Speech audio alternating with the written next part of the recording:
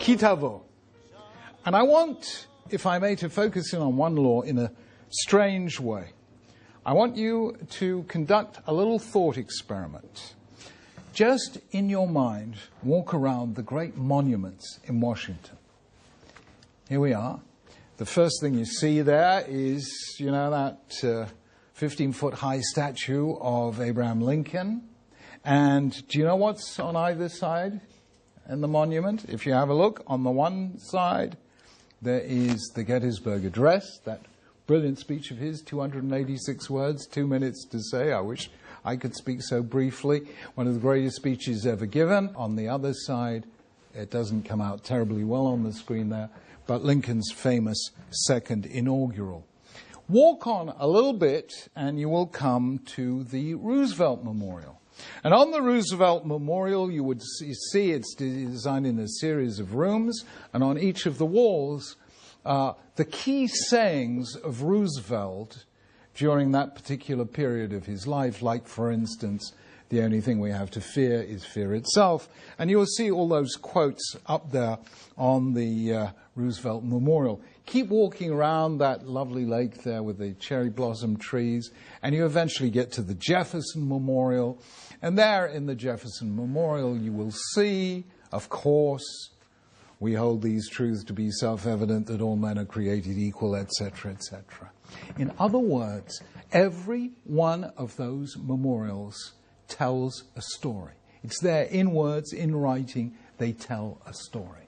Now, walk around London and look at all the monuments. There are as many monuments in London as there are in Washington, and you will see that none of them tells a story. Even the Churchill Memorial says one word: Churchill. The man who delivered more memorable sentences than anyone in recent British history. There's not one word from his speeches. English monuments don't tell a story. American monuments do. Now, why is that? And I want to explain to you a fundamental difference between what I call a traditional society and what I call a covenant society. What is a traditional society? England is a traditional society. As the great philosopher Roger Scruton puts it, in a traditional society, England, to the English, is home. And things at home don't need an explanation. They're there because they're there. You don't need any explanation at all. But a covenant society is not based on tradition for tradition's sake. They don't value a nation's past because it's old. They remember the past because it was events in the past that led to the collective determination that moved people to create this society in the first place. The Pilgrim Fathers traveled to America to found a society based on religious freedom. Their society was based in an act of moral commitment, handed on to successive generations. Covenant societies exist not because they've been there a long time or because of some act of conquest or because of some economic or military advantage. They exist to honor a pledge, a moral bond, an undertaking. And that is why you have to tell the story to successive generations and to new immigrants, because it reminds everyone who's there why they're there. Everyone has to buy in to the American story. And that is what makes you American. Not because you've been there since William the Conqueror or since the Mayflower in 1620 or whatever, but because you agree with the principles of the Gettysburg Address and we hold these truths and all the rest of it. The classic case of a society based on telling the story is Israel in the time of the Bible. And there it is. It is there on the great festival. I'm not sure that apples were what they brought to the temple. Let's have something a bit more appropriate. But when you brought first fruits to the temple, according to this week's parashah, you told a story. And you will all know that story because nowadays all of us say it on Pesach. And it is this story Arami Oved Avi. My father was a wandering Aramean. He went down to Egypt with a few people, lived there, became a great nation, powerful and numerous.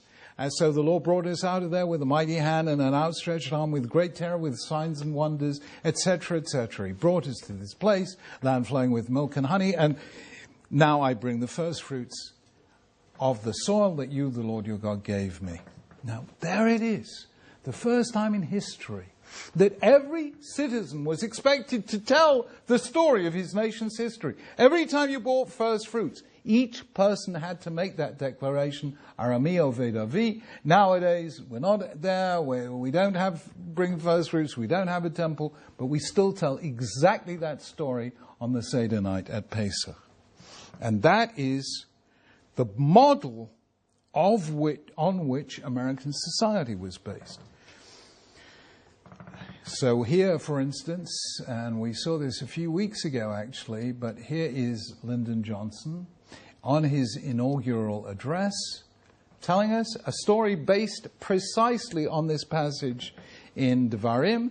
They came here, the exile and the stranger, they made a covenant with this land, conceived in justice, written in liberty, bound in union. It was meant one day to inspire the hopes of all mankind, and it binds us still. If we keep its terms, we shall flourish. Where did he get that idea from? You know perfectly well where he got that idea from. It comes from the second paragraph of the Shema, Vayam Shema Tishma'u. If you will faithfully obey the commands I'm giving you today, I'll send rain in its season, grass in the fields for cattle, you will eat and you will be satisfied. Be careful lest you will turn aside, worship other gods, then the Lord's anger will burn against you. In other words, you tell the story to remind yourself that this is why we are here, this is why we created this society, and if we are faithful to those terms, we will prosper, and if we are not, we will deteriorate and disintegrate as a nation.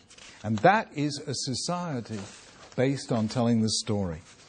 Covenant societies are not ethnic nations bound by a common racial origin. They make room for outsiders the way Israel does, the way America does. It makes room for immigrants, asylum seekers, resident aliens who become part of the people by telling its story and making it their own story. Exactly as Ruth does in the book of Ruth.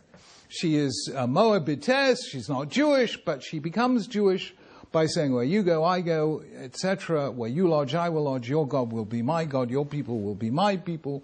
She takes the Jewish story as her own, and that's how she becomes Jewish. And lahavdil elef avdalot, that's how you become American. In other words, in Judaism, we don't think of conversion the way, for instance, people do in Christianity or Islam. If you want to understand Geirut, conversion in Judaism, think of it in terms of acquiring citizenship in the Jewish nation. That's what it is, making its story your own. So it is extraordinary that this one simple act of telling the story allows people to hand their moral commitments on to future generations. It is what allowed Jews to hand on their identity with none of the normal accompaniments of nationhood, in exile, without a land, without home, without power, without independence. Nonetheless, they were able to sustain that sense of belonging to a nation simply by telling the story.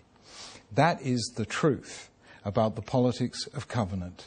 The message of the first fruits in today's parasha, which is, if you want to stay free, never forget to tell the story. And that is the Jewish basis of freedom. Shabbat Shalom.